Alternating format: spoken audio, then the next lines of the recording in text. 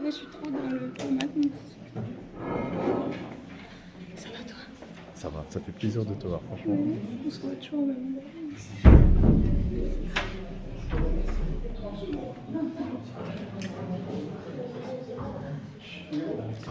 Claudia, tu t'assois pas?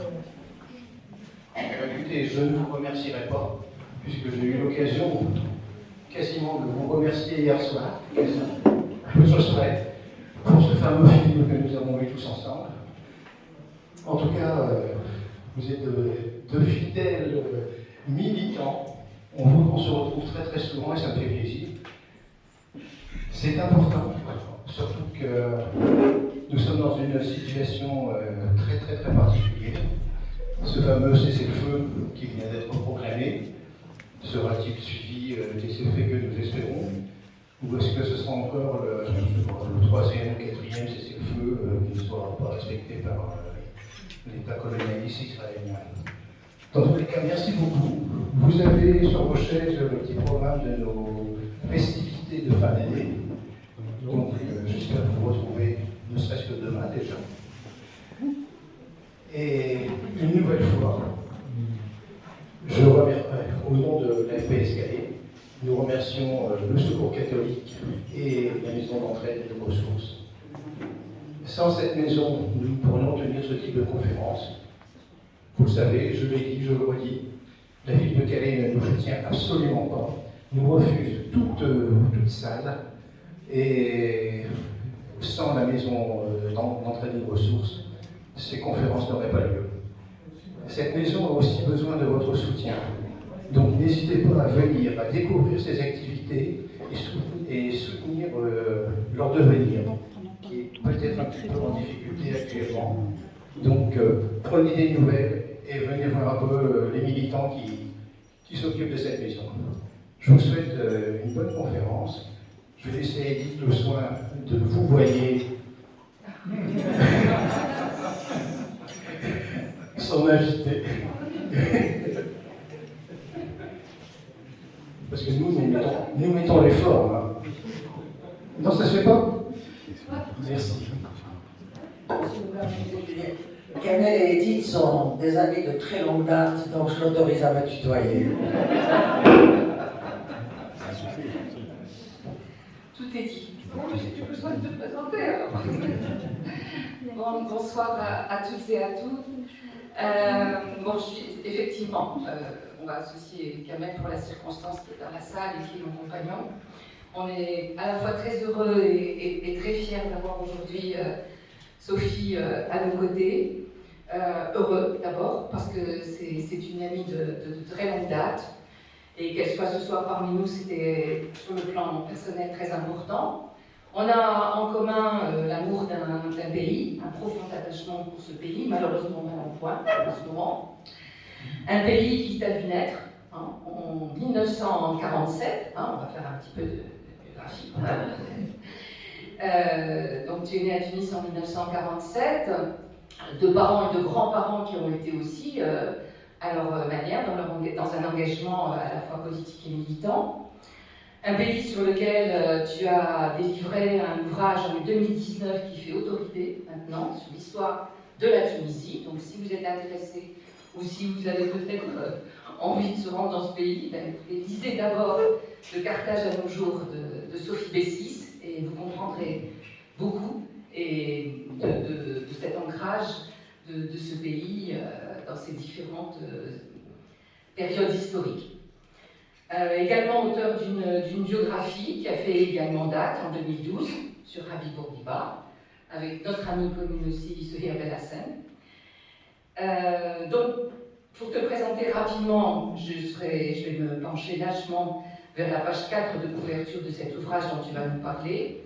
Tu es agrégé d'histoire, spécialiste de relations Nord-Sud et de la condition des femmes en Afrique et dans le monde arabe. Tu as été ancienne rédactrice en chef de Jeune Afrique et tu as également enseigné à l'INALCO, l'Institut de langues orientales, à Paris 1, avant d'être chercheuse pendant plusieurs années à l'IRIS, l'Institut de relations internationales et stratégiques. Et ce que cette page 4 de couverture ne dit pas, C'est aussi que tu as été secrétaire générale adjointe à la Fédération internationale des droits de l'homme, autre trait d'union important entre nous. Une militante des deux rives, comme on dit, qui a beaucoup écrit sur les apports respectifs, et une historienne qui interroge avec acuité la relation Nord-Sud. Donc nous sommes également heureux et fiers que tu puisses venir ici et que tu aies accepté de nous entretenir de cet essai qui a en voir le retentissement. On peut parler d'un retentissement médiatique, hein, il a fait grand bruit, puisque maintenant la vitesse à laquelle il s'est vendu fait qu'on en tire une seconde édition depuis 15 jours, hein, la seconde édition amendée est là. Le sujet est incontestablement peut-être un peu plus ardu, moins strictement factuel que ce que nous avons pu avoir ici comme intervenant, mais il rentre totalement en résonance. Pour comprendre cet acharnement médiatique à se ranger aujourd'hui en France aux côtés d'Israël, ou du moins à minimiser les exactions dont ils seront coupables.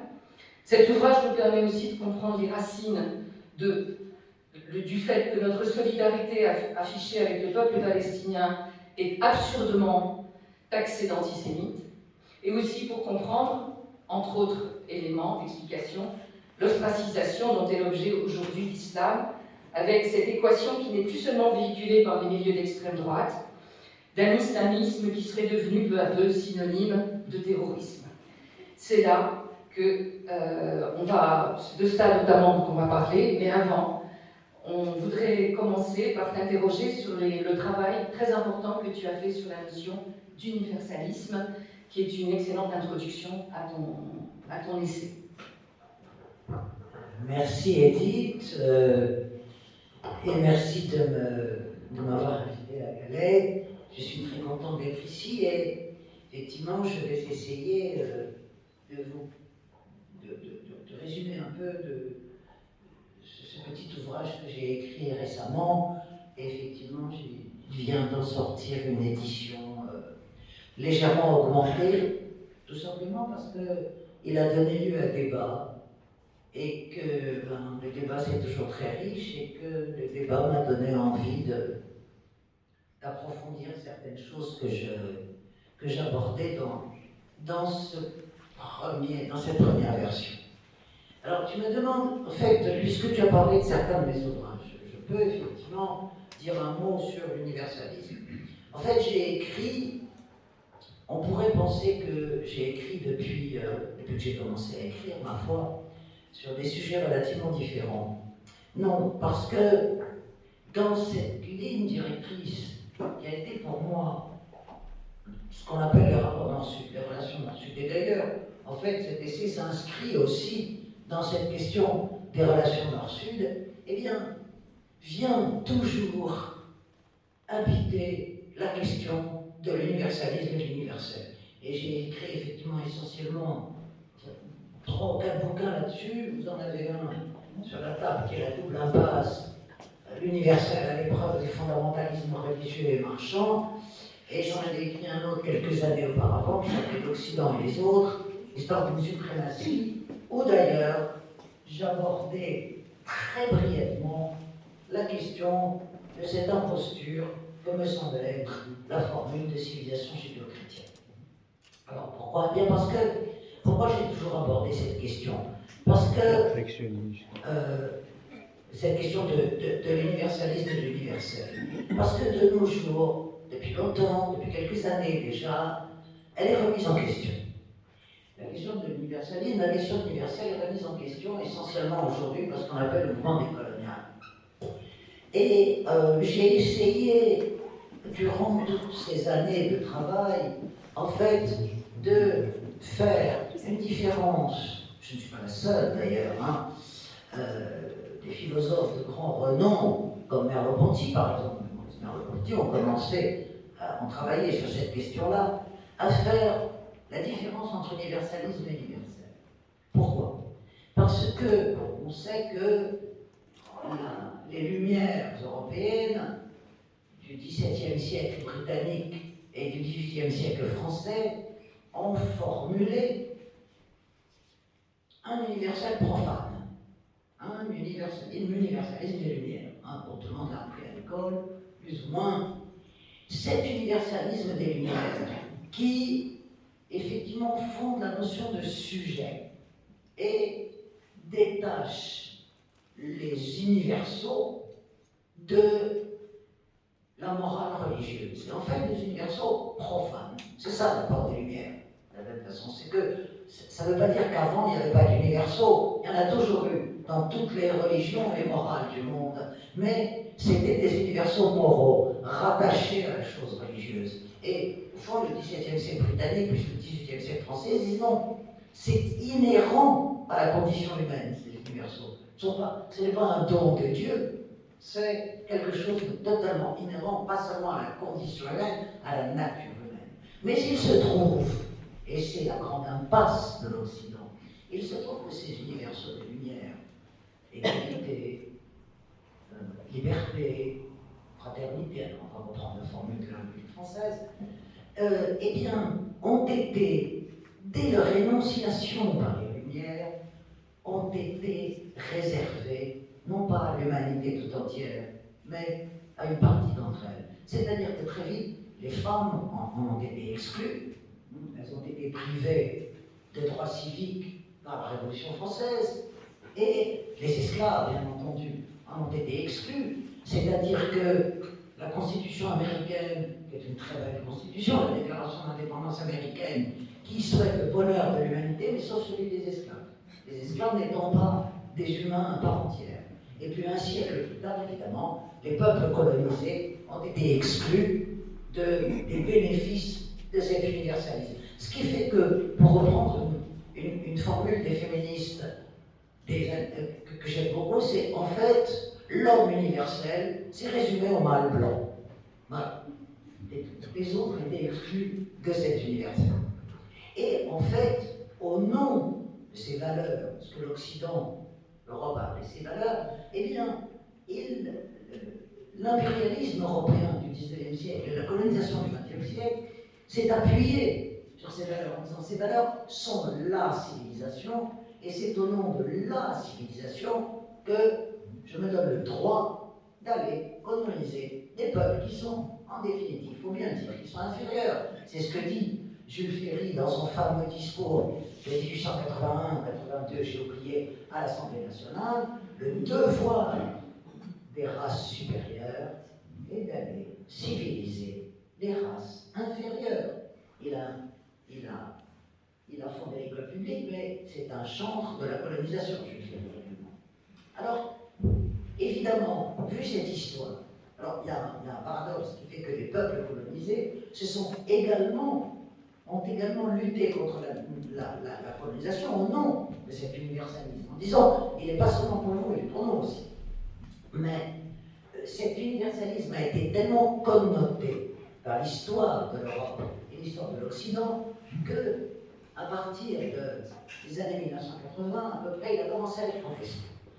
Et il y a deux formes de contestation, en fait. Et toutes les études postcoloniales sont accrochées à la première forme de contestation qui est, oui, nous reconnaissons l'apport des Lumières, mais nous luttons contre l'instrumentalisation. Et il faut décoloniser cet universalisme. Décoloniser l'universel, les chercheurs indiens ont été à la pointe. L'école des Subaltern Studies indiennes a été à la pointe de cela. C'est l'ouvrage de Dipesh Chakrabarty, Provincialiser l'Europe, qui a été un des. Donc, vraiment la recherche indienne. Et donc, voilà, il faut décoloniser cet universel. Ne pas le jeter aux orties, non. Ces fondamentaux sont absolument indispensables à la dignité de l'être humain, bien sûr. Mais ils ne sont pas un apanage de la civilisation occidentale. Là-dessus, quelques décennies depuis le début du XXIe siècle, à peu près est venue se fonder une autre école, qui est ce qu'on appelle une grande décoloniale. Une grande décoloniale qui va beaucoup plus loin, et c'est la raison pour laquelle, moi, personnellement, je le conteste, c'est qu'il ne s'agit pas seulement de décoloniser l'universalisme, mais il s'agit de jeter ces principes. En fait, tout ça, c'est des valeurs occidentales, donc faut trouver autre chose. Voilà. Et je crois qu'on peut réconcilier le monde avec l'universel en abandonnant le terme d'universalisme pour le remplacer par celui d'universel. L'universel appartient à tous les humains, mais non pas un universel vertical, comme l'a fait l'Occident. Je suis l'universalisme et il descend de moi et c'est moi qui dis. Non, c'est un universel latéral, un universel horizontal. Et c'est pour cela qu'il faut travailler. C'est ça qu'il faut travailler. Et heureusement d'ailleurs, aujourd'hui, si on regarde l'image du monde, certes il y a des régressions absolument abominables, et nous en sommes témoins, bien sûr, mais il y a aussi, partout, sur tous les continents, eh bien, il y a une aspiration des gens à la liberté, à l'égalité, à la dignité humaine, et c'est ça le cœur des universaux. Et quand on voit que des Chinois, des Indiens, des Arabes, et tout ce qu'on voudra, disent, mais oui, nous voulons être libres, nous voulons être égaux, nous voulons, il ne faut pas oublier que les révolutions arabes, un des mots-clés des révolutions arabes, ça a été la dignité. La dignité, ça a été vraiment un mot-clé. Et donc, voilà sur quoi, ce que tu me demandais, sur quoi je pense qu'il faut travailler, revenir. Non pas rejeter les fondements des Lumières, ce serait trop dommage, mais les désoccidentaliser, les décoloniser eux aussi, décoloniser ces fondements et trouver des fondements d'unité des combats pour l'universel en privilégiant un regard horizontal sur l'universel du monde et pas un regard vertical. Alors en quoi? Il faut bien faire des transitions. En quoi ça rejoint, parce que je pense, si je devais, ce que je ne fais jamais, mais si je devais trouver un fil conducteur à tout ce que j'ai écrit, c'est cela. Et c'est dans les rapports entre le Nord et le Sud, chercher les voies d'un nouvel universel, ou le retrouver, les voies d'un universel. Et ça, au fond, ce livre, donc sur ce que j'appelle Anatomie d'une imposture, en sous-titre, la civilisation judéo-chrétienne, c'est aussi une histoire de rapport-mention. Et je vais expliquer pourquoi. C'est une histoire de rapport-mention. En fait, ça fait très longtemps que je me pose la question, puisque je vous le disais, dans un livre qui est paru en 2000 ou 2001, qui s'appelle L'Occident et les autres, l'histoire d'une suprématie, où j'essaie de déconstruire justement l'histoire de l'Occident en montrant que l'agir de l'Occident, d'abord l'agir de l'Europe et l'agir de l'Occident, était un agir de suprématie fondamentalement depuis, en gros, ce qu'on a appelé des grandes découvertes, depuis l'arrivée des Européens en Amérique, pour le plus grand malheur des populations autochtones de l'époque, il en reste pas beaucoup d'ailleurs.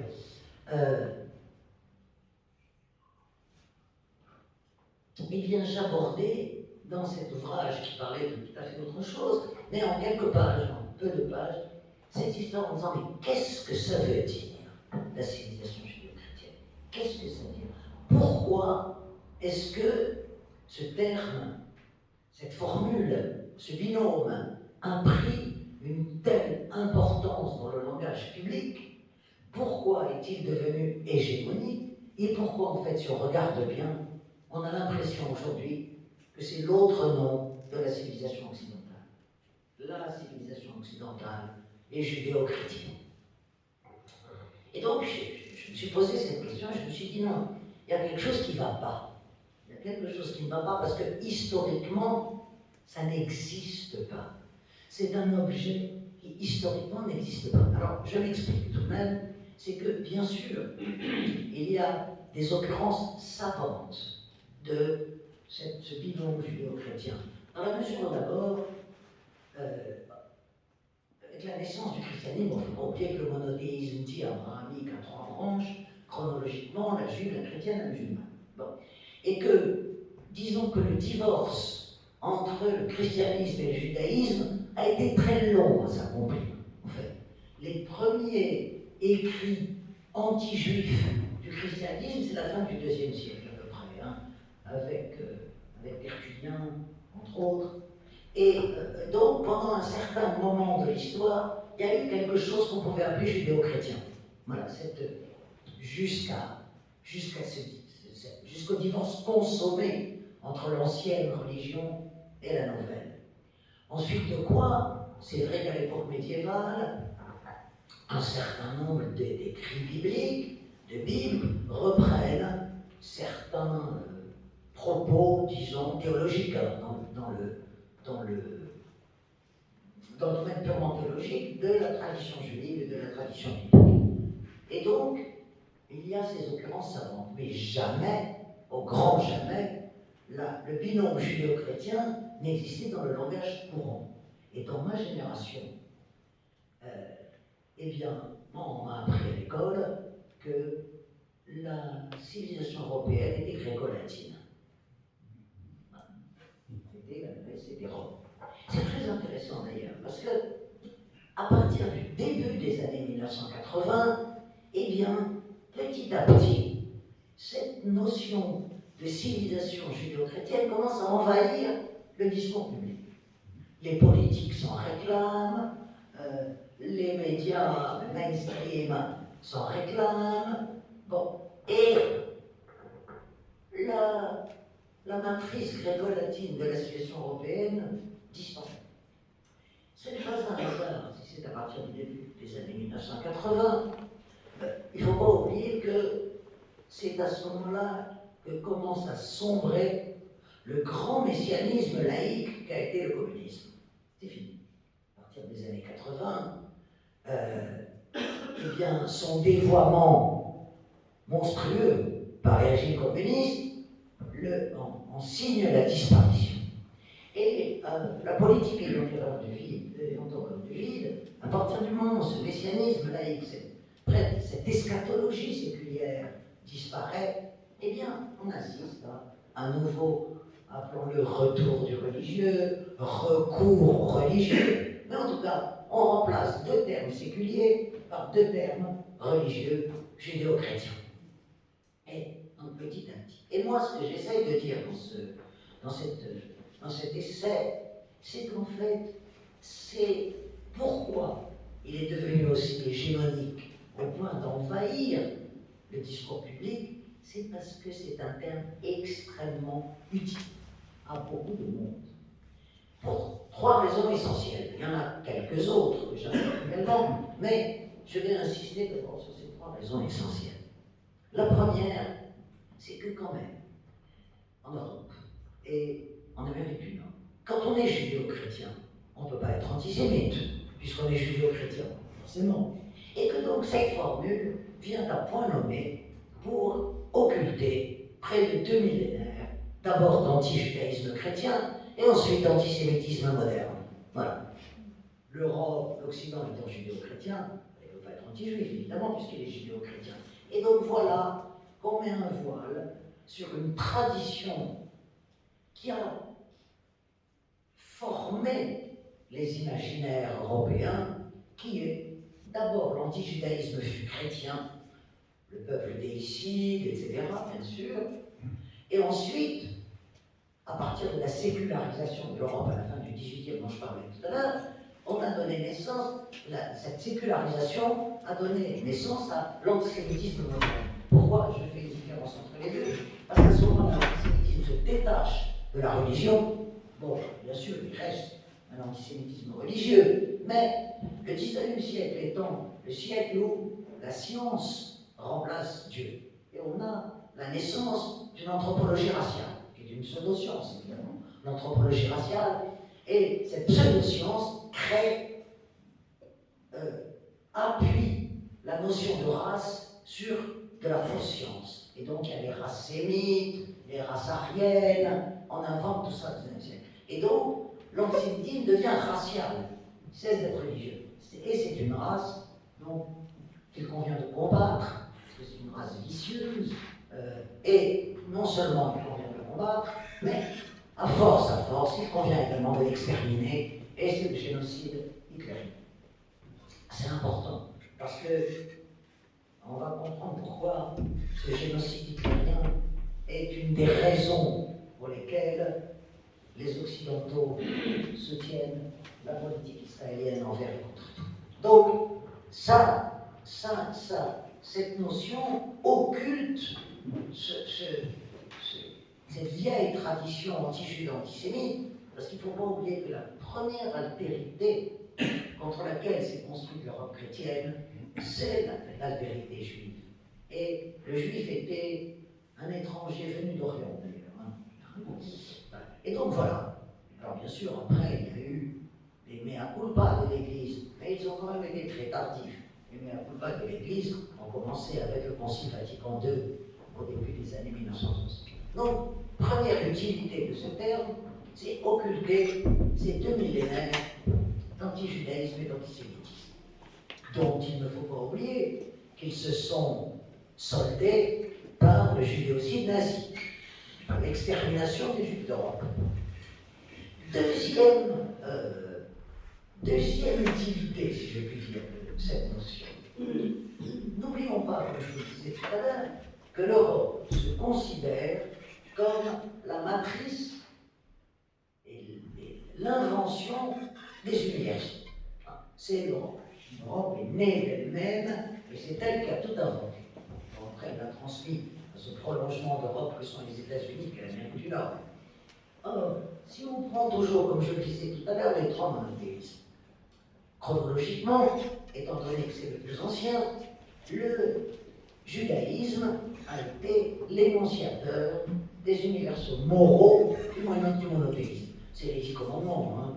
C'est le tu ne tueras point, etc., qui sont des universaux moraux du monothéisme, qui ont été repris par la suite, évidemment, par le christianisme et par l'islam.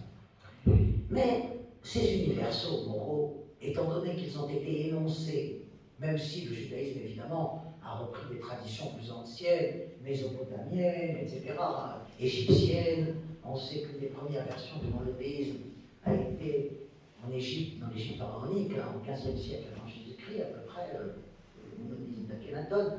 Mais, donc, ces universaux moraux, de même que le monothéisme, est une invention orientale. Le Dieu unique est né en Orient.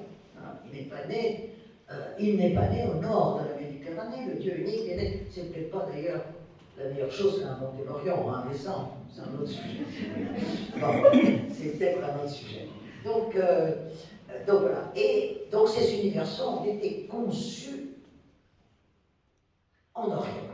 Et une façon, parce que le christianisme, d'une certaine façon, est dans la théologie chrétienne, le christianisme remplace le judaïsme. C'est une religion de substitution, c'est une religion de remplacement, en fait. Hein. Et toute la théologie chrétienne, et la théologie d'ailleurs, c'est pas pour rien que les évangiles et l'Apocalypse de Saint Jean s'appellent le Nouveau Testament.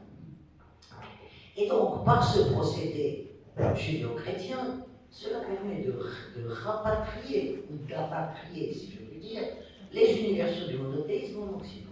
Voilà. Puisque le judéo-christianisme est l'autre nom de la civilisation occidentale, l'Orient n'a rien inventé, tout a été inventé par cette bonne vieille Europe. Troisième utilité, si je puis dire. Prenez le terme utilité au deuxième degré. Et de nos jours, c'est quelque chose d'extrêmement important. Je vous le disais tout à l'heure, tout le monde le sait dans cette salle, bien sûr, c'est que le monothéisme, que l'on appelle abrahamique, a 3 pieds. Le judaïsme, le christianisme, l'islam. Et le binôme judéo-chrétien permet d'exclure l'islam de la trilogie monothéiste. C'est-à-dire qu'il y a, alors que tout connaisseur un peu de l'islam sait à quel point l'islam et son texte sacré, le Coran, est inspiré de la tradition du monothéisme abrahamique. Je veux dire, en faisant un petit compte, Abraham est plus cité dans le Coran que le prophète Mohammed. Davantage. Bon, sans parler que tous les prophètes de la Bible sont présents et que l'islam reprend les 2 révélations qui lui sont antérieures et les reconnaît. en disant simplement elles sont insuffisantes. Voilà. C'est en gros, donc les juifs et les chrétiens pour l'islam ne sont pas des païens, ce sont les gens du livre, mais ils ont commis la faute de ne pas vouloir accepter la dernière et l'ultime partie de la révélation. Et donc, l'islam se considère, puisque Mohammed se considère comme le sceau des prophètes, comme l'ultime partie de la révolution, de la révélation, sans du tout nier les révélations qui lui sont antérieures. Et pourtant, le terme judéo-chrétien exclut l'islam dans une altérité totale. L'islam, c'est l'autre. Il y a les judéo-chrétiens d'un côté, et il y a l'islam de l'autre, qui n'appartient pas à cette tradition, alors qu'il appartient à cette tradition de plein exercice, si je pourrais dire, si je peux dire ainsi.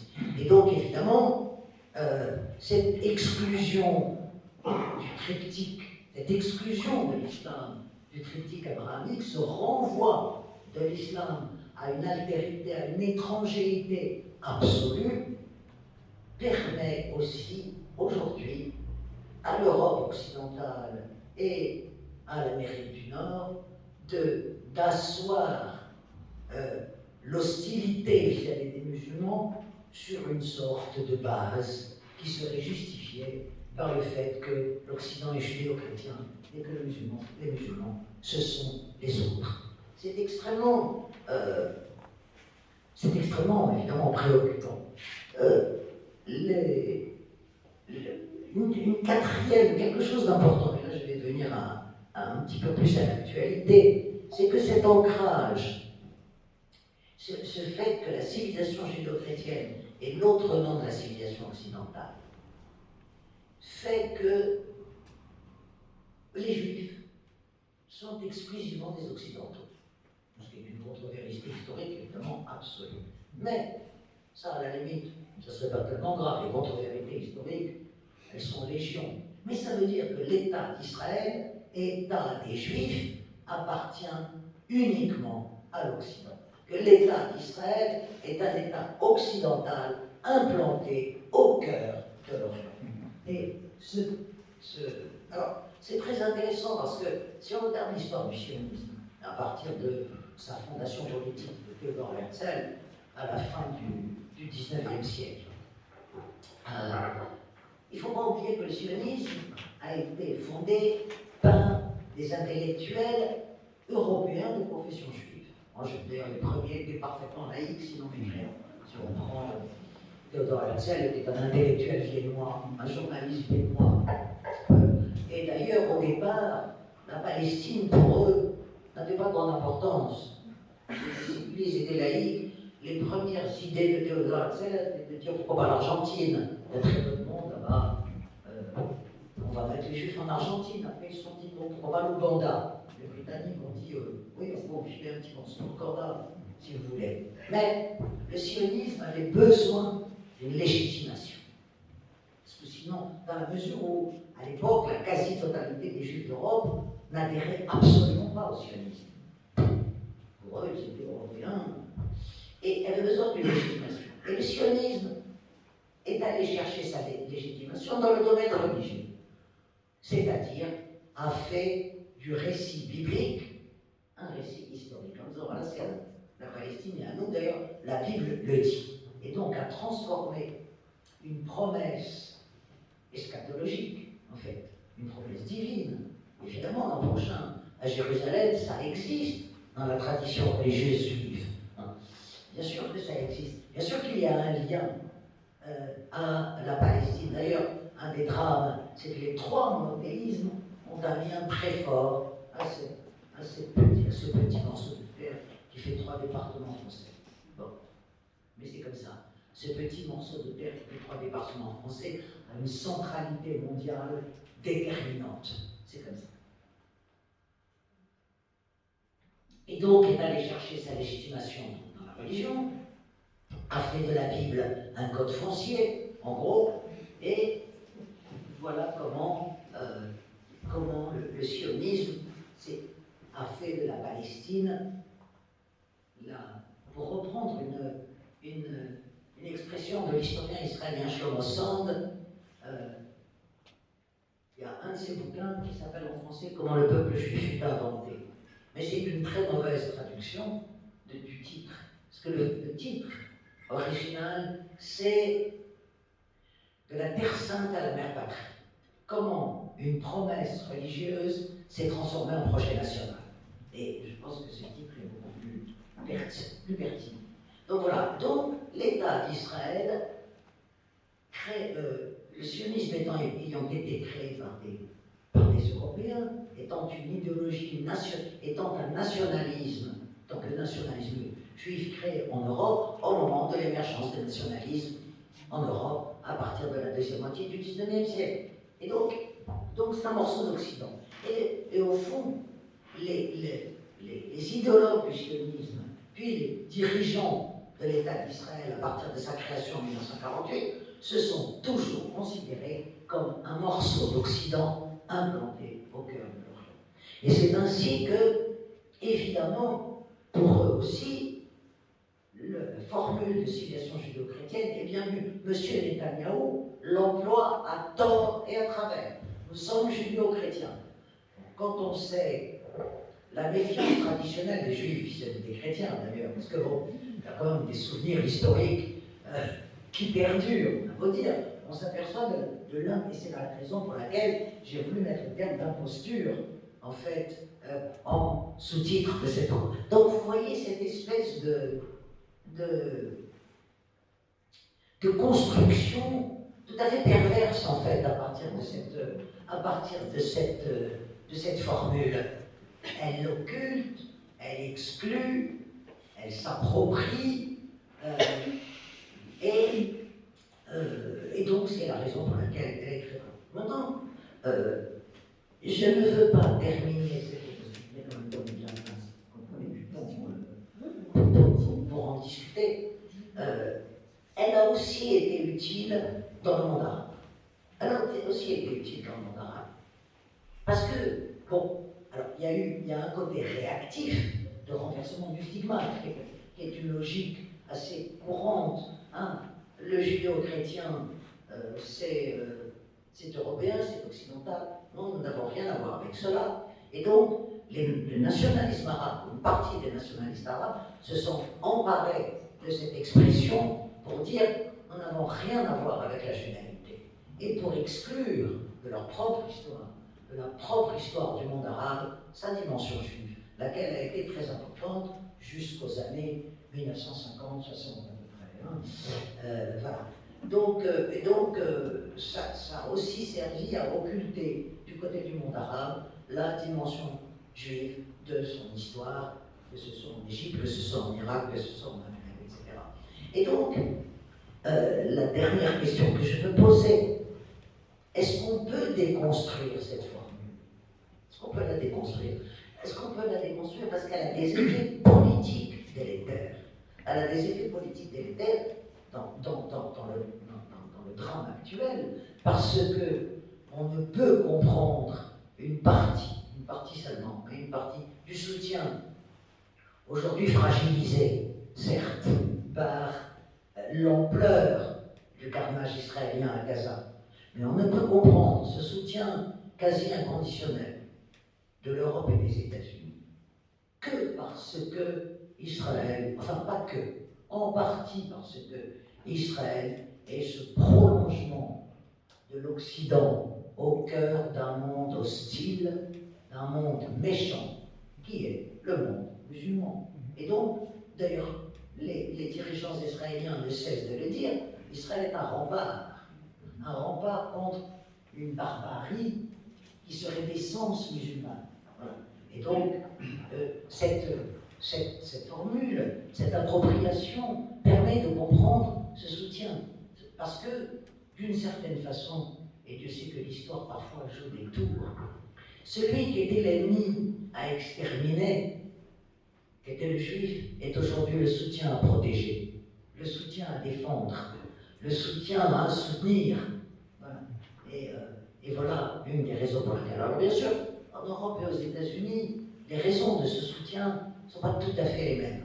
En Europe, il y a évidemment le poids de la mémoire, puisque l'Europe a soutenu d'abord la création de l'État d'Israël, mais pas seulement, mais sa politique également, pas seulement sa création, qui était une histoire, qui était une forme de paiement de sa dette vis-à-vis des Juifs. Le problème de l'Europe, c'est que l'Europe a transféré la charge de sa dette à un pays qui n'était pour rien, à un peuple qui n'était pour rien, qui était le peuple palestinien. Et c'est le peuple palestinien qui paye aujourd'hui la dette européenne à l'égard des Juifs. Et c'est ça la perversité au fond, la perversion de cette histoire. Et Edouard Saïd avait expliqué d'ailleurs dans un de ses textes, qui disait le drame des Palestiniens, c'est d'être les victimes des victimes. C'était la formule même de Edouard Saïd. Voilà, donc vous voyez qu'il s'agit, dans ce que j'ai essayé de montrer dans ce petit essai, c'est de montrer l'enchevêtrement des raisons pour lesquelles ce terme de civilisation judéo-chrétienne a envahi l'espace public. C'est les raisons pour lesquelles ce terme est employé par, je dirais, tous les défenseurs d'une occidentalité exclusive de ce qu'on appelle les valeurs universelles et les défenseurs également d'un État dont on a du mal aujourd'hui dans beaucoup de secteurs des opinions publiques occidentales. Cet État a représenté, à juste ou à pas juste titre, a représenté les victimes de l'Europe. Les victimes de l'Europe. L'État d'Israël, c'était les descendants des victimes. Aujourd'hui, ce sont des descendants de plus en plus lointains des victimes, il faut bien dire. Et donc, cet État devait avoir, de façon presque ontologique, dirais-je, de façon éternelle, devait rester dans son statut de victime. Parce qu'on ne peut pas défendre un État qui devient un État pauvre. On ne peut défendre un État que s'il est juste, que s'il ne commet pas des crimes de guerre, des crimes contre l'humanité, des crimes de génocide, évidemment. On ne peut pas défendre un État qui commet ce type de crime. Et donc, ce soutien également à Israël, c'est le fameux droit d'Israël à se défendre, toutes ces formules que l'on a entendues au cours des 24 derniers mois, eh bien, permet aux Européens de dire non, ce sont toujours des victimes. Et c'est pour ça qu'on refuse un certain nombre de termes, comme le terme de génocide. Bon, pour les États-Unis, c'est un petit peu différent, je terminerai par là. D'abord, je ne pense pas que M. Trump ait quelques sentiments de culpabilité que ce soit vis-à-vis de qui que ce soit. Mais il y a un paramètre supplémentaire qui d'ailleurs alimente cette imposture judéo-chrétienne aux États-Unis, c'est l'importance du sionisme chrétien. Ce sionisme chrétien est quelque chose de fond qu'il faut comprendre. On l'a sous-estimé, je crois. On l'a vraiment sous-estimé. Le sionisme chrétien est bien antérieur au sionisme juif. Il est né à peu près au XVIIe siècle. Bon, dans les sectes protestantes, qui étaient des sectes contestataires, qui étaient nées dans le sillage de la Révolution anglaise, à partir des années 1640, et puis au moment de la Restauration, elles ont été discriminées, persécutées au moment de la Restauration en 1660, et beaucoup sont partis aux États-Unis. Les Quakers, tous les évangéliques, les pentecôtistes, les adventistes. Bon. Et ils sont partis aux États-Unis armés de la Bible dans une main et du fusil dans l'autre. Bon. Mais la Bible était leur viatique. Et ils ont considéré que les États-Unis étaient la nouvelle Sion. Et que Dieu leur avait donné, les textes sont là, que Dieu leur avait donné cette terre. C'était la nouvelle Sion. Et ils avaient cette mission, faisait partie du plan de Dieu. Et donc vous voyez le parallélisme, en fait, des sionistes chrétiens avec la logique sioniste.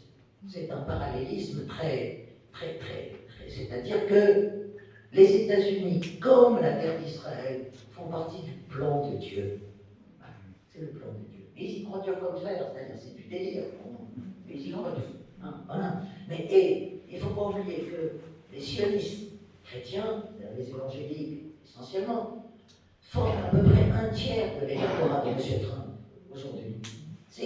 Et je veux dire, quand vous regardez les discours hallucinants aujourd'hui des dirigeants américains, c'est des discours qui sont évangéliques. Et donc, pour eux, il n'y a pas de logique politique. Il n'y a pas. Israël, la réunion de tous les juifs en Israël fait partie du plan de Dieu. Mais moi je les appelle des sionistes antisémites, si vous permettez. Pourquoi? Comme l'extrême droite de Mme Le Pen, etc., qui sont les extrêmes droites européennes, sont les soutiens les plus inconditionnels de la politique israélienne aujourd'hui, si vous regardez. Parce que, dans leur croyance, il faut que tous les juifs soient réunis en Terre Sainte. À ce moment-là, il faut qu'ils soient convertis collectivement au christianisme, de gré ou de force. Parce que seule cette conversion collective au christianisme permettra la parousie, c'est-à-dire la seconde venue de Jésus sur terre. Cette seconde venue de Jésus sur terre ouvrant la porte au jugement. Voilà. Et voilà comment. Tu vas terminer là-dessus. Non. Je vais dire une phrase, juste pour pas finir avec le jugement dernier. Et voilà comment la force aujourd'hui du sionisme chrétien détermine une bonne partie de la politique américaine. Voilà. Et de ce soutien qui alors évidemment, il y a d'autres raisons. Il y a des raisons géopolitiques, il y a des raisons, les raisons géopolitiques, je vous le disais tout à l'heure, c'est Israël, pointe avancée de l'Occident, donc hostile. Il y a des raisons vulgairement économiques, bien sûr. Il y a un tas de raisons. Mais il ne faut pas sous-estimer la force de cette partie de l'opinion américaine qui est un soutien absolument inconditionnel d'Israël. Donc vous voyez qu'entre l'Europe et les États-Unis, il y a beaucoup de ressemblances, il y a beaucoup de différences, mais les deux se sont appropriés ce terme de judéo-chrétien pour un certain nombre d'utilités dont aujourd'hui la plus grande et la plus dramatique est le soutien à la politique israélienne.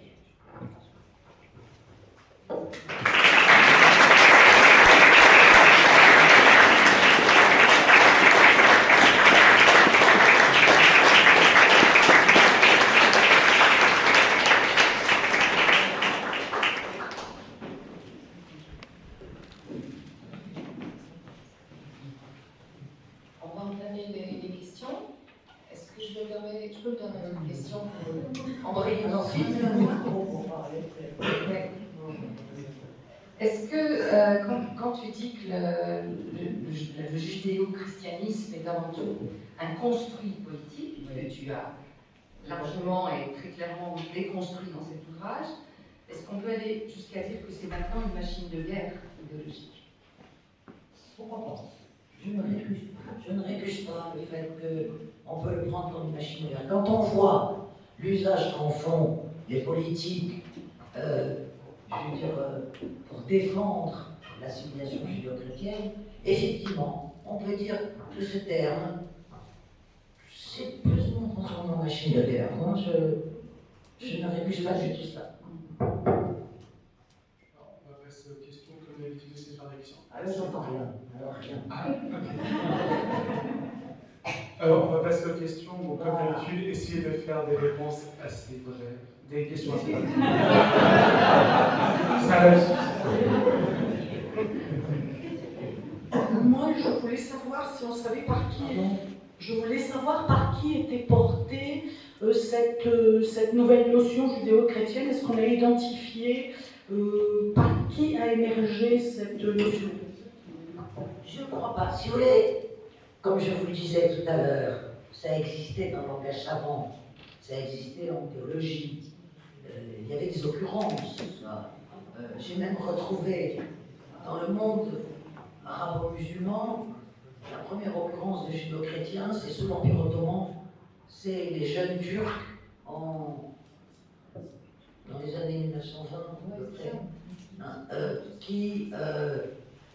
qui ont parlé d'un complot judéo-chrétien contre le monde musulman, contre le califat. Donc vous voyez, je ne veux pas dire par là, moi, l'analyse que j'essaye de faire, c'est de dire pourquoi c'est tombé dans le domaine public, pourquoi c'est devenu hégémonique dans le langage public. Et là, on ne peut pas dire, c'est monsieur Untel qui un jour a dit ça va devenir hégémonique dans le langage public. C'est toute une série de facteurs, si vous voulez. C'est une série de facteurs, vous savez, comme des événements arrivent, comme des choses arrivent, et on ne peut pas ni leur donner une date de naissance exacte, ni leur donner une paternité exacte.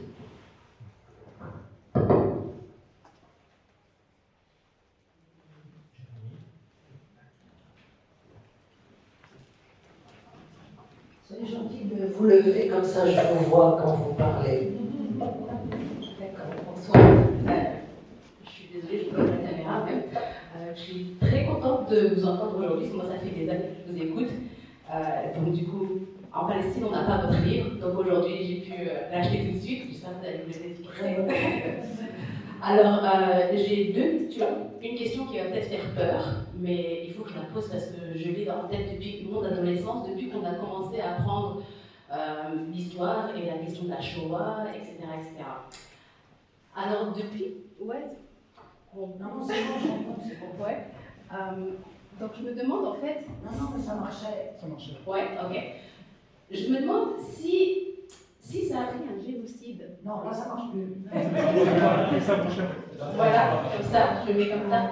Si ça a pris un génocide pour que l'Europe devienne judéo-chrétienne, Il a fallu un génocide. est-ce que le fait que, je me demande si le fait que ça a pris un génocide pour parler d'une Europe judéo-chrétienne, est-ce que ça prendra un autre génocide pour avoir une Europe universaliste? Et ça, c'est une question qui me taraude depuis l'adolescence.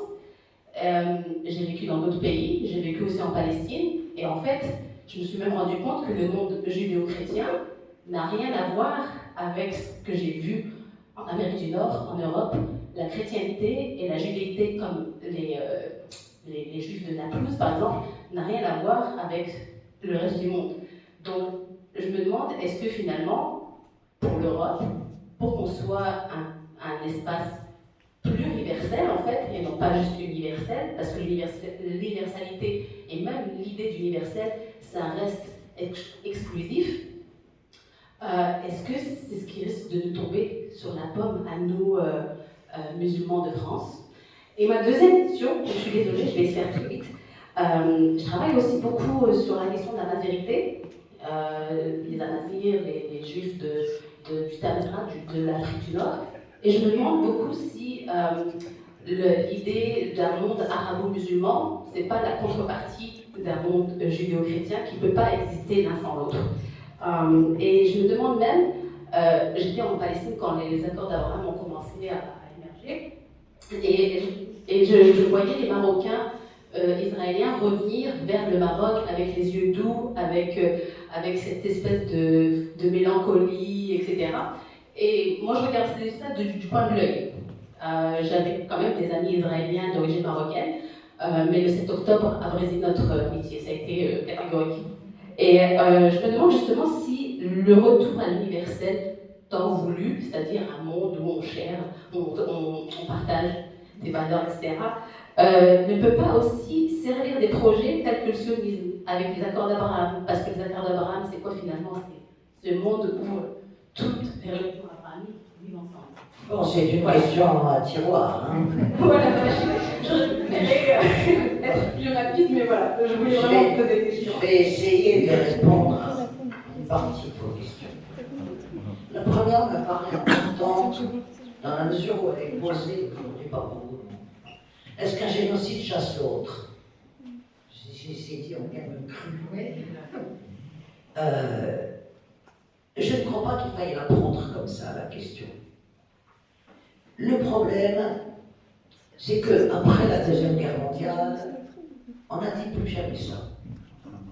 Et on a inventé un droit international. Bon, plus jamais ça. Mais un certain nombre de gens, y compris au sein de l'État d'Israël, ont interprété cette formule en ça pour les Juifs. C'est-à-dire, nous n'accepterons plus jamais une nouvelle extermination. Et le reste du monde est resté dans un brouillard. Mais le droit international, tout de même, était là. Et le droit international a identifié les caractéristiques d'un génocide, a identifié les caractéristiques d'un crime de guerre, d'un crime contre l'humanité, etc. Le droit international est clair sur ces questions-là.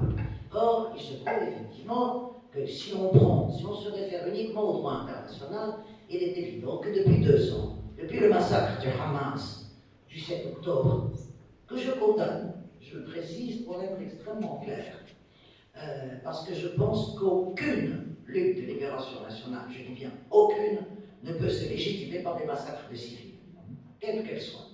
Voilà. Et donc, non seulement c'était une faute morale, mais ça a été une erreur politique. Absolument, quand on voit comment ça a été payé par le peuple palestinien, ça a été une erreur politique fondamentale. Donc, il est évident que depuis 2 ans, c'est-à-dire depuis le 10 octobre 1923, Israël pulvérise toutes les normes du droit international. Là, je veux dire, sans l'ombre d'un doute.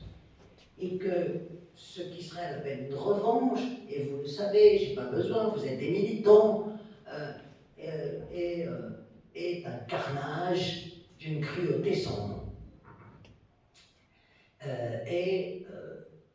Cette guerre que mène Israël à Gaza, dont j'espère qu'elle va s'arrêter incessamment, parce que je crois aussi, c'est une incidente, mais que même si le plan Trump est parfaitement vicieux, totalement, même si le plan Trump est un cadeau à Israël, il faut accepter ce cessez-le-feu, il faut d'abord stopper la mort, et après on voit.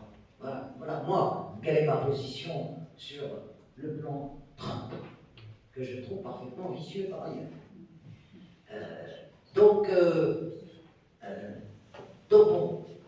Israël mène une guerre qui a une dimension génocidaire absolument incontestable au regard de l'humanité. Est-ce que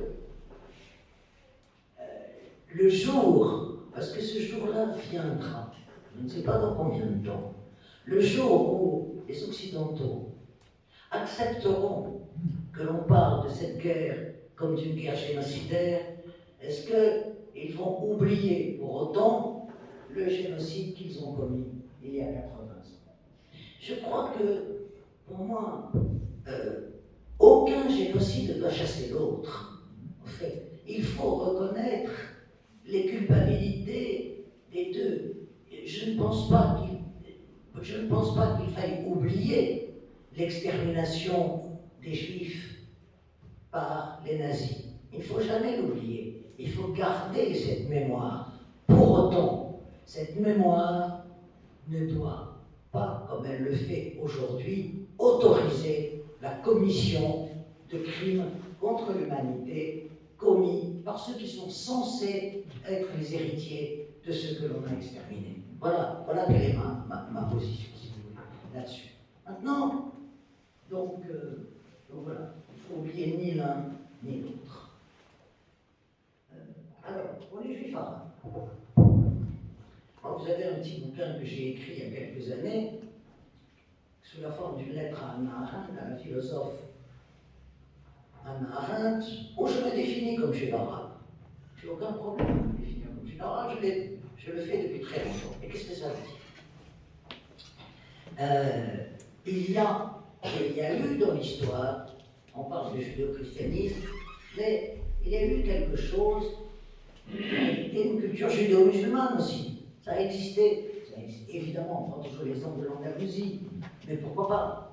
Et puis, il ne faut pas oublier que, quel qu'ait été leur statut discriminé dans le monde arabo-musulman et le monde musulman, c'est-à-dire dans ce que j'appelle le monde arabo-turco-persan, en gros, voilà. Eh bien, il y a eu des formes de convivence, des formes de parenté culturelle profondes, donc ça existait tout ça. C'est-à-dire que ce n'est pas parce que les Juifs sont partis du monde arabe ont quitté, ils ont été obligés, hein, la plupart du temps. Il ne faut quand même pas oublier que,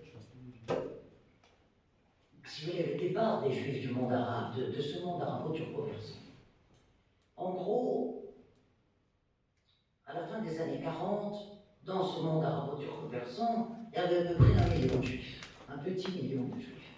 Aujourd'hui, ils sont un peu moins de 20 000. Vous voyez là. Donc, il s'est passé quelque chose. Il s'est passé quelque chose. Que s'est-il passé? Moi, j'interprète ces départs. On peut trouver qu'ils ont des causes multiples, mais par la complémentarité des intérêts entre deux nationalismes antinomiques. Le nationalisme arabe d'un côté et le nationalisme et le sionisme de l'autre. Le sionisme, le nouvel État sioniste créé en 1948, avait besoin d'une population, avait besoin d'un prolétariat. Le prolétariat européen avait été consumé dans les fonds crématoires et n'existait plus. Le seul prolétariat juif qui existait, c'était le prolétariat juif arabe. Et donc, la nation juive, qui était le bras séculier de l'État d'Israël, est allé le chercher en Égypte, en Irak, au Maroc, surtout au Maroc, parce que c'est là que, démographiquement, les Juifs étaient les plus importants. Il y avait entre 350 000 et 400 000 Juifs au Maroc, c'était quand même très important. Ils sont aujourd'hui à peu près 2500, hein, pour vous donner un ordre de grandeur.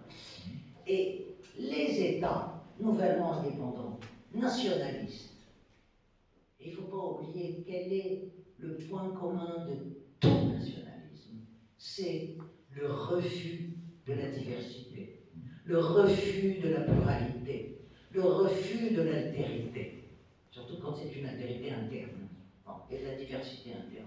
Et que donc, vous avez eu, Israël avait besoin de ces Juifs. Les États arabes voulaient s'en débarrasser. Ça a marché comme sur des roulettes. Ça a très bien marché. Ça a très bien marché. C'est-à-dire que, alors, il y a eu, si je prends l'exemple de la Tunisie, qui est celui que je connais le mieux, il y avait environ 100 000 Juifs à la fin des années 40. Il y en a à peu près 25 000, 20 000, un gros 20 000, qui sont partis de leur propre gré, et ils étaient sionistes. Et donc, ils ont rejoint l'État d'Israël au début des années 50 par conviction sioniste. Les autres, bon, une petite partie est partie parce qu'elle était très francisée. Donc, ils sont partis avec l'indépendance parce que ils avaient choisi la France. Mais c'est une partie très minoritaire. Les autres sont partis petit à petit du fait d'un antisémitisme soft, certes, mais d'un véritable antisémitisme d'État, incontestablement. Et l'acmé a été évidemment un début de pogrom le 5 juin 1967 à Tunis, qui a fait partir ce qui restait de la grande majorité de ce qui restait de juifs. Donc il y a eu cette complémentarité. Maintenant, moi, la question que je me pose, on ne refait jamais l'histoire à l'identique. On ne revient jamais en arrière dans l'histoire. Ça n'existe pas. L'histoire, elle ne connaît pas la marche arrière. Mais il y a, aujourd'hui, que ce soit en Israël, que ce soit en Europe ou en Amérique, que ce soit un peu partout, il y a des Juifs qui sont descendants de cette arabité juive et qui ont envie de retrouver ces racines-là. Et donc, je pense que moi, le judaïsme arabe n'est pas mort. Voilà. Il n'est pas mort. Il peut renaître sous des formes différentes. Il peut donner... Et je lisais récemment, il y a quelques jours, les écrits sur la Palestine d'un militant marocain, Abraham Sarfati, qui a écrit un gros volume, la réunion de ses écrits sur la Palestine. Abraham Sarfati était un antisioniste convaincu et qui a accompagné la lutte palestinienne durant toute son existence, sans la moindre ambiguïté. Il a cru, il s'est trompé, il a cru que lui disait Israël est un État colonial à deux niveaux. Évidemment, vis-à-vis des Palestiniens, mais également vis-à-vis des Juifs d'Orient qui seraient colonisés de l'intérieur. C'est toujours l'analyse qu'a fait, en disant, au fond, ces opprimés des deux côtés doivent se réunir créer un État palestinien égalitaire, démocratique, etc. C'était une utopie, bien sûr, puisque au contraire, par haine des Juifs européens, les Juifs arabes d'Israël ont voté pour les partis les plus populistes, les plus nationalistes et les plus droitiers de l'échiquier politique israélien, parce que c'était des partis qui n'étaient pas dirigés, qui étaient populistes et qui les... Donc bon, vous posez des questions qui sont intéressantes, mais là je vous ai donné des pistes, mais je n'ai pas de réponse précise, évidemment, à vous apporter à cela. Je ne peux que vous donner quelques informations et quelques-uns de mes sentiments. Voilà.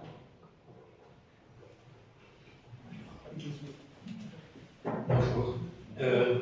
Vous nous avez fait sourire tout à l'heure quand vous avez dit que peut-être l'invention des monothéismes en Orient n'était pas nécessairement un grand cadeau qui a été fait à l'humanité, mais enfin, disons que la page est maintenant, les pages ont maintenant, elles sont nombreuses, elles ont été tournées.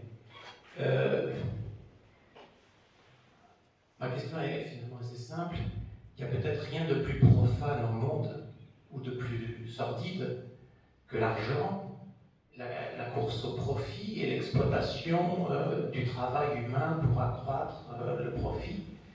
Et je me demande si le capitalisme tel que nous le connaissons à l'échelle du monde, à l'échelle de l'Occident, mais aussi à l'échelle de l'Orient et d'Israël, n'a pas besoin de vapeur d'encens pour en quelque sorte envelopper son caractère que j'appelais tout à l'heure sordide, monstrueusement sordide. Ce qui fait que ma question est la suivante, pardon d'être si long, est-ce qu'il faudrait tout de même pas quand même essayer de renouer avec un certain scepticisme à l'encontre de toutes les religions à vocation politique et dominatrice, parce que politique. Et pour renouer avec un certain scepticisme, est-ce que nous n'avons pas besoin de renouer aussi avec quelque chose qui s'appelait autrefois, je ne sais pas, je pense qu'il faut toujours l'appeler ainsi, faute de quoi on perd pied, qui s'appelle le socialisme.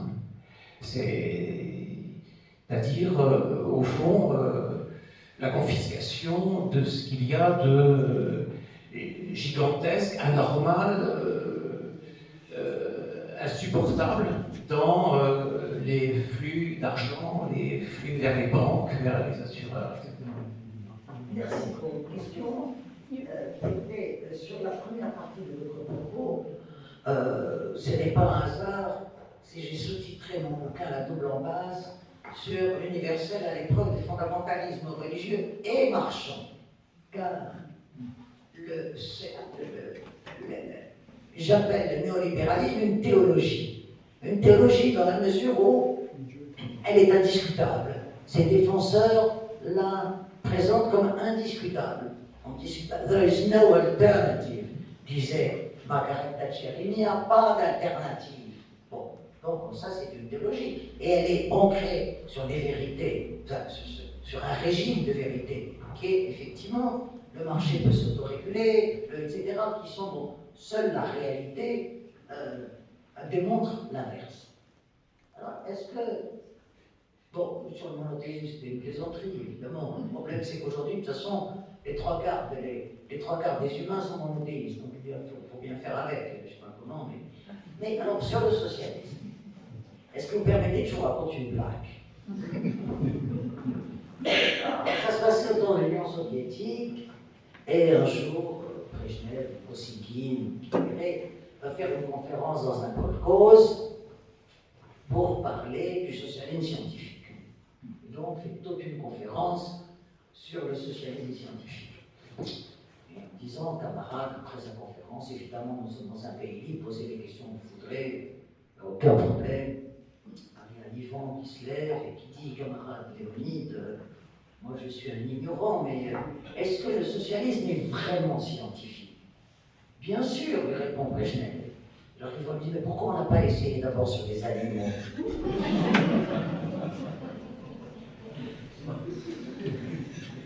C'était une blague.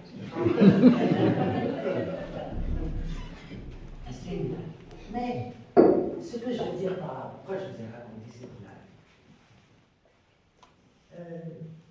parce que les expériences socialistes, elles étaient dans le domaine communiste, ou dans le domaine de tous les socialismes nationaux qui ont fleuri dans les pays de ce qu'on appelle tiers-monde après les indépendances, après la libération, ont toutes été des échecs cuisants.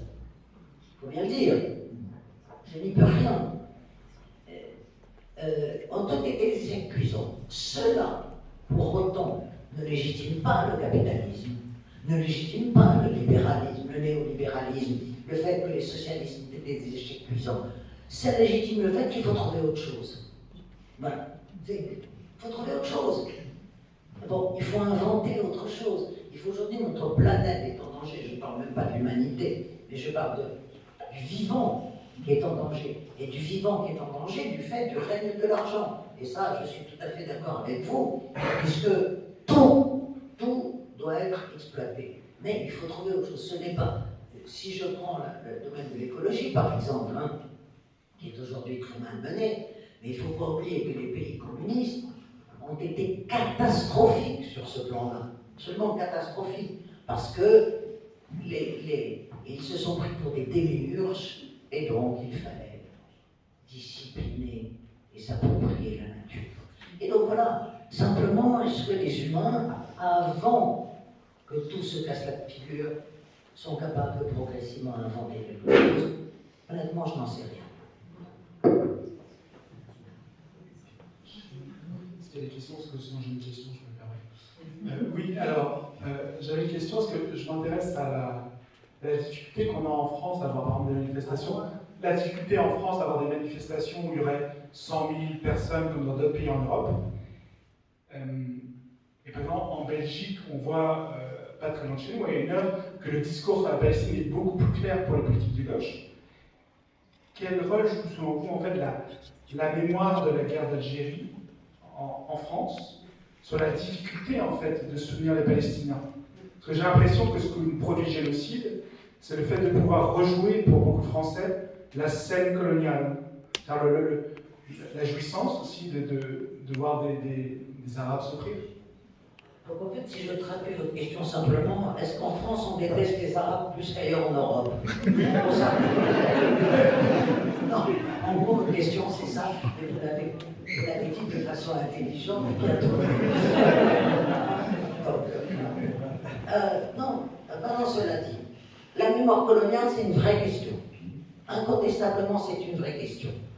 Dans la mesure où, et je le dis quelque part, je crois, dans ces pages, c'est que, même si c'est pas dit, parce qu'on ne peut pas dire des choses pareilles, mais d'une certaine façon, Israël venge les anciens empires de leur défaite.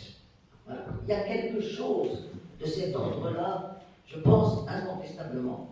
Alors, pourquoi en France plus qu'ailleurs? Bon, quand je vois l'importance des manifestations en Italie, par exemple, bon, c'est vrai que l'Italie a été très peu un pays colonial.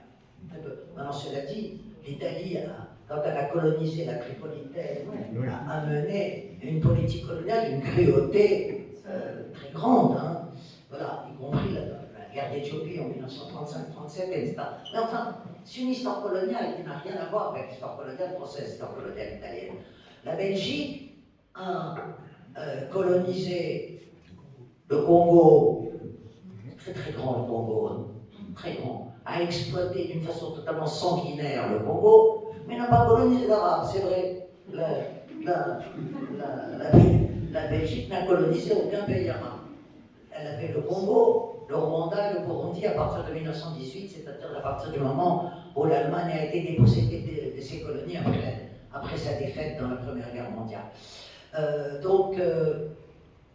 Il y a cette dimension, je ne peux pas aller plus loin dans votre réponse, sinon pour vous approuver, pour vous dire que cette dimension existe incontestablement, je pense, et qu'il y a quelque chose, en tout cas à droite de l'échiquier politique français, qui est hystériquement pro-israélien. Vraiment. C'est une façon hystérique, enfin, vraiment. Il y a évidemment, pour continuer à être argotique, ils sont en train de mettre une raclée aux Arabes et c'est très bien. Voilà. Il y a quelque chose de cet ordre-là, j'en suis convaincu. Je peux poser la question un petit peu. Mais est-ce qu'il n'y a que la droite, l'extrême droite, qui est comme ça? Parce qu'il n'y a pas toute une histoire aussi de la gauche, notamment la gauche socialiste, avec le sionisme, considéré comme quelque chose qui se rapproche le plus du socialisme. Est-ce qu'il n'y a pas eu tout un programme qui consistait à envoyer des jeunes Français, notamment de ce nord, pour aller dans le kibbutz, pour voir comment le bonheur va être fait là-bas, et qu'ils sont revenus ici avec le message qu'Israël c'est la terre du bonheur? Et cela, c'est pas la droite et l'extrême droite? Non. Permettre pour la droite et l'extrême droite, je parle d'aujourd'hui. Non.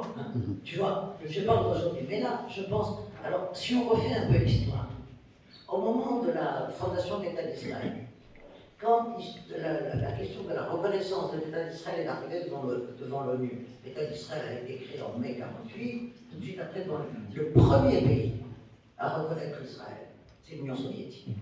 Le discours de Gromyko aux Nations Unies. Pourquoi? Parce qu'Israël a été créé par des socialistes russes, ou polonais, ou... Donc, effectivement, la création de l'État d'Israël a été une création du Parti travailliste. Avant, les partis des... Alors évidemment, les groupes d'extrême droite, comme l'Irgun, etc., étaient parfaitement présents. Ce qu'on a appelé la tendance révisionniste du sionisme, dont M. Netanyahou est un descendant direct. Puisqu'en fait, l'idéologue de la tendance d'extrême droite du sionisme, c'est-à-dire de dire il faut les virer tous et c'est à nous. Bon, c'était Vladimir Jabotinsky, et le père de Netanyahou était le secrétaire de Vladimir Jabotinsky. Donc, vous voyez la filiation directe. Alors, oui, c'est-à-dire que pendant les Européens ont totalement zappé la Nakba de 47-48. Totalement. Et je lisais récemment dans un journal c'était dans un édito du Nouvel Obs, il y a pas très longtemps, qui disait, qui critiquait ce qui se passe à Gaza, et qui disait, mais comment une démocratie exemplaire a pu faire ça?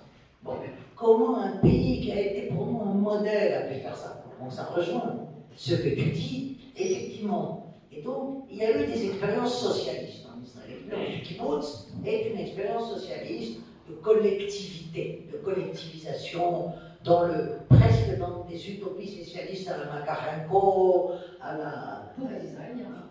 Bien entendu, bien entendu. Oui, non, bien sûr. Il ne faut pas oublier que les Palestiniens d'Israël ont été sous régime militaire jusqu'en 1966. Hein. Voilà. Et donc, il y a eu cette espèce d'utopie. Et effectivement, beaucoup de socialistes, ils allaient voir les kibbutz, comment ça fonctionnait, tout ça. Il y a eu cette espèce de mythe de cet État créé. Je veux dire, la propagande. Il y a eu des vrais socialistes. Hein. Il y a eu ce qu'on a appelé le sionisme socialiste, c'était le mouvement Shomer HaTzaïr, qui a été, même dans leur kibbutz, on était obligé d'apprendre l'arabe parce qu'il fallait faire la paix avec les Palestiniens. Bon, ça a été très contradictoire. Maintenant, effectivement, ça ne pouvait pas marcher, cette histoire, à partir du moment où la logique de l'État d'Israël était une logique coloniale. Donc, alors bon, il y a eu un socialisme colonial. Voilà, si on peut voir. Mais c'est vrai que ce mythe-là, et la propagande israélienne a été d'une efficacité absolument redoutable, a beaucoup joué en faveur de l'État d'Israël à ses débuts. En tout cas, jusqu'en 1967, ce que tu dis est tout à fait vrai. Voilà. Tout à fait. Ce petit État qui faisait fleurir le désert, parce que c'est ça les images de l'époque. Hein. Ce petit État qui faisait fleurir le désert, ces intellectuels qui prenaient leurs pioches et leurs pelles et qui se transformaient en paysans. C'était ça toute l'imagerie de l'époque, hein, si on relit les documents et tout. Et donc oui, ça a joué. Et il ne faut pas oublier d'ailleurs que c'est la 4e République, ce sont les socialistes qui ont été des plus grands soutiens d'Israël en France, la SFIO, l'agression tripartite, soutien anglo-français à l'agression, jusqu'à ce que les États-Unis et l'Union soviétique, conjointement, ensemble, leur disent d'arrêter. Les choses ont bien changé. Hein. Et Israël a acquis la bombe atomique grâce aux Français.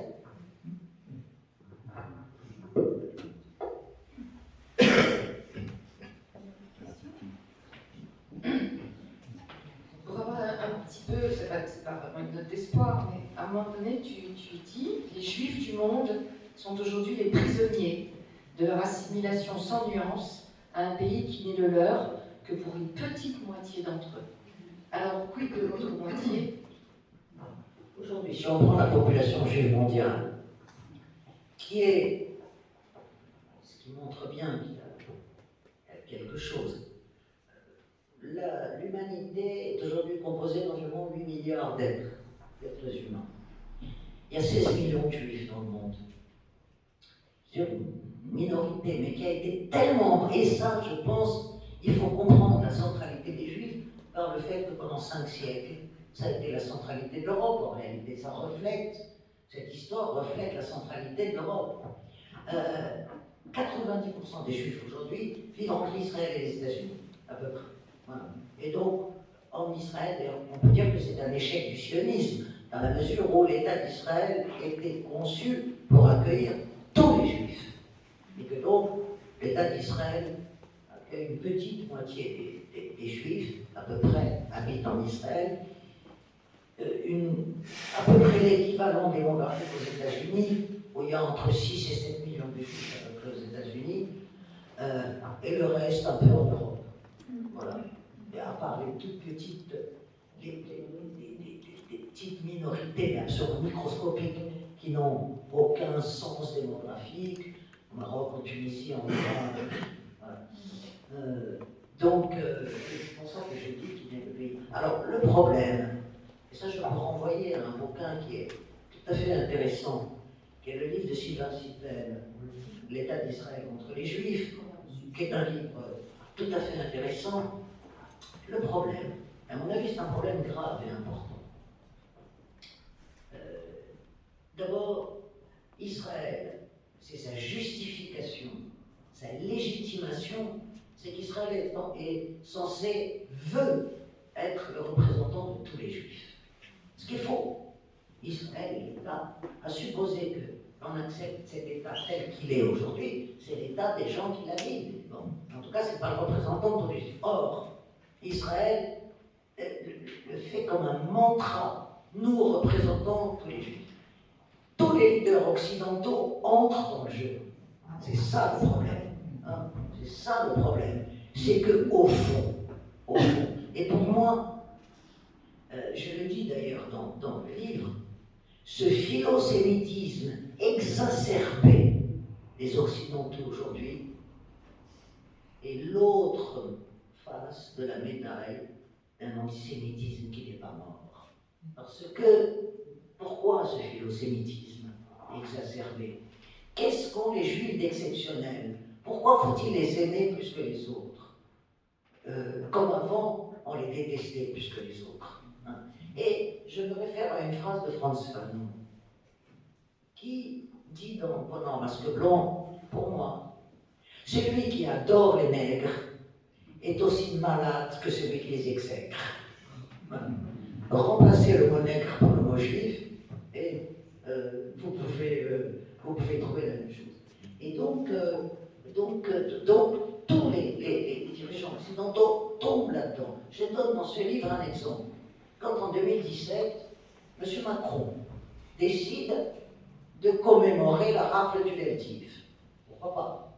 Hein, la rafle du Veldiv, c'est, pour celles qui ne savent pas, c'est le régime de Vichy qui regroupe tous les Juifs de Paris au Vélodrome d'hiver à Paris pour faire plaisir à l'Allemagne et les faire envoyer dans les camps d'extermination. Voilà. Donc, la population juive parisienne est regroupée au Vélodrome d'hiver. Ensuite, elle part de Drancy, et de Drancy au Auschwitz. l'Allemagne n'avait même pas demandé au gouvernement français de le faire. L'avait même pas demandé. Le gouvernement français le fait avec les enfants, avec... Monsieur Macron décide de commémorer la rame du Veldiv. Jusqu'ici, pourquoi pas? Invite Monsieur Netanyahou à cette commémoration. Pourquoi Monsieur Netanyahou est-il invité à commémorer un événement franco-français? Voilà. Parce que pour Monsieur Macron, Monsieur Netanyahou représente tous les juifs, y compris les juifs français. Et c'est une catastrophe. C'est une catastrophe. Voilà. Et si vous prenez les discours, Monsieur Trump, dans son, je crois que c'était pendant sa campagne électorale, dit aux Américains de confession juive, Monsieur Netanyahou, votre Premier ministre. Votre Premier ministre à des Américains qui sont simplement de confession juive. Donc, c'est vraiment catastrophique, cette assimilation. Et pourquoi cette assimilation? D'abord parce que, je vous le dis, c'est suspect. C'est profondément suspect. Mais à ce moment-là, si Israël parle au nom de tous les Juifs, et si tous les Juifs sont assimilés à Israël, alors les Juifs sont comptables des crimes d'Israël également. Voilà. Et ça, c'est catastrophique aussi. Donc là, c'est une aporie, là aussi, qu'il convient de déconstruire. Et donc, le bouquin de Sibel, L'État d'Israël contre les Juifs, est un bouquin très intéressant à cet égard. On a d'ailleurs eu le plaisir de l'entendre aussi ici, et d'ailleurs il a aussi insisté sur sans pouvoir donner des chiffres très précis, du départ d'un certain nombre aussi d'Israéliens qui n'en pouvaient plus et qui partaient et qui quittaient. Il y en a plein, alors on dit plein, mais bon, ça reste... Il y a environ, on estime que, d'après les chiffres que j'ai eus, que depuis octobre 2023, près de 100 000 Israéliens ont quitté Israël. Entre 80 000 et 100 000. Pour venir essentiellement en Europe de l'Est, pas forcément aux États-Unis. Et vous savez quoi? Je vous parlais tout à l'heure des ruses de l'histoire. Vous savez quelle est la destination européenne privilégiée des Juifs qui quittent l'Allemagne? Il y a une minorité israélienne importante à Berlin. Importante. Mais parce que l'origine allemande, je veux dire, le judaïsme allemand a été aussi quelque chose d'extrêmement important. Là, je renvoie un historien extrêmement intéressant qui a une autre version. Très intéressant. Il n'y a plus de questions. On va écouter les questions. On va clôturer. On parle aussi il y a quand même dans le sein du juif, il y a des réactions qui sont aussi contre la politique de Hitler. On va en parler aussi, parce qu'il n'y a pas de... Paradoxalement, là encore, c'est aux États-Unis que ces mouvements sont les plus importants. Vous avez des mouvements très importants, pas seulement en Californie aussi, dans toutes les universités. Vous avez le mouvement Jewish Voices for Peace, qui est un mouvement très, très intéressant, vraiment qui a des positions. Et en France, c'est pour des tas de raisons qu'on n'a pas le temps d'expliquer ici, le mouvement est très peu important. Il y a un mouvement qui s'est créé il n'y a pas très longtemps, qui s'appelle Collectif Juif Décolonial. C'est un mouvement de CEDEC. Le mouvement de CEDEC, Collectif Juif Décolonial, qui sont... en Israël même, vous avez des gens formidables. Le problème, c'est qu'ils sont terriblement minoritaires. Mais vous avez, à part des organisations de droits d'homme comme les célèbres, comme Breaking the Silence, et vous avez des associations comme Standing Together, qui sont très intéressants. Et vous avez un mouvement très minoritaire, mais vous avez un mouvement de réfugiés aussi, de gens qui refusent d'aller faire la guerre. Il y en a, ils ne sont pas nombreux. Ils ne sont pas nombreux, mais ils ne veulent pas en disant non, je ne veux pas y aller. Je ne veux pas y aller, je veux pas. Il y a je vous dirais c'est très peu. Il y a environ 500 ou 600 réservistes. Alors, après la rupture du cessez-le-feu par Netanyahou en mars 2025, on dit non, on n'y retourne pas, on ne peut pas y aller. On en a marre de tuer les Gazaouis, on en a marre. Voilà. Donc, alors, c'est des mouvements très minoritaires, il ne faut pas rêver non plus. Aujourd'hui, malheureusement, en Israël, une majorité écrasante de l'opinion publique est en faveur de ce qui se passe. Mais, voilà, il y a partout. Aux États-Unis, beaucoup, en France, moins. Encore que, je vais raconter une anecdote tout à fait vraie. J'ai la fille d'une amie qui fait Sciences Po. Et quand il y a eu des manifs à Sciences Po, l'année dernière, il y a un an et demi, elle dit oui, Sciences Po est au moins des antisémites. C'était la rue Saint-Guillaume, au campus de la rue Saint-Guillaume à Paris. Sciences Po est antisémite, voilà des manifs contre Israël, etc. Et cette jeune fille qui faisait ses études à Sciences Po disait mais ils sont fous, ceux qui ont créé le mouvement, c'était les étudiants juifs de Sciences Po qui ont été à l'amorce de la contestation. Pas tous évidemment, vous avez des mouvements hyper sionistes en France, je veux dire, qui défendraient la pire des politiques, qui sont, vous avez des prises de position absolument hallucinantes. Mais tu as raison de rappeler que même s'ils sont minoritaires, ces gens-là existent. Merci beaucoup. On termine là-dessus.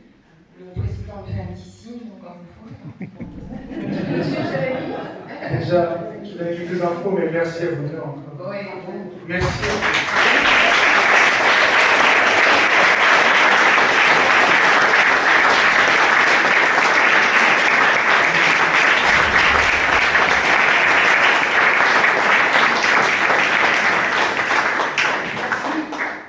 Oui, parce que le sujet n'était pas facile. Le sujet n'est pas facile. Non, par rapport à si tu renvoies à l'organisation. Si on ne prenait que des sujets faciles. D'accord, merci. Quelques infos juste pour demain. Donc demain, on se retrouve à l'Alhambra à 20h. On a le plaisir de voir un film de Guy Davidy qui s'appelle Innocence avec une membre de New Profile, qui est une association avec des Israéliens et Israéliennes qui luttent contre l'endoctrinement militaire courageusement, parce qu'on n'est vraiment pas très bien vu, on parle d'Israël. Et c'est un euphémisme. Et aussi, n'hésitez pas à aller voir, on a une table d'ouvrages de Sophie Bessis notamment. Il y aura les ouvrages de Sophie Bessis qui seront bientôt à la librairie du Chanel aussi, on vous préviendra. Voilà. Et n'hésitez pas aussi à aller voir la table d'œuvres du Palestinien, et merci encore d'être là.